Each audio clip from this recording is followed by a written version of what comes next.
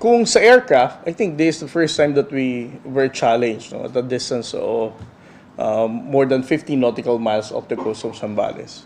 But the Chinese Coast Guard vessels, for a lot of instances, no, some of them even getting there at 42 nautical miles, challenge na rin tayo. Naninibago kami kasi ang China Coast Guard ngayon, hindi na rin sila nagre-respond sa radio challenge natin every time we push them farther away sa Zambales. What is the main reason why the Chinese Coast Guard is not responding anymore?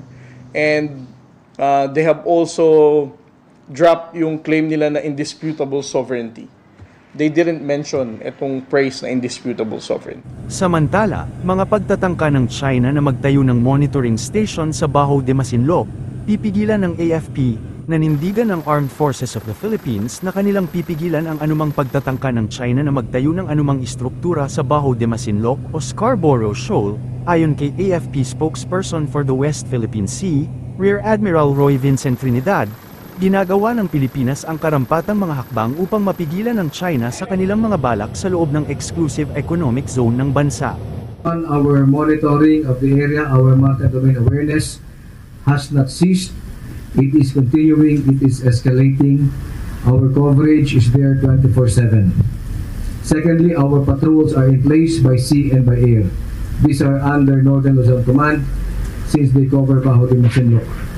Number 3, we also involve our partners, stakeholders such as our fisher folks and community-based monitoring of the area.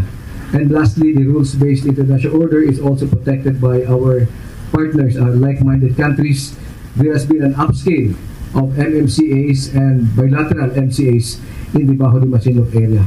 All of these are geared towards a very strong pushback towards the false narrative of a nature reserve mentioned by the Chinese Communist Party covering Bajo de Masinloc.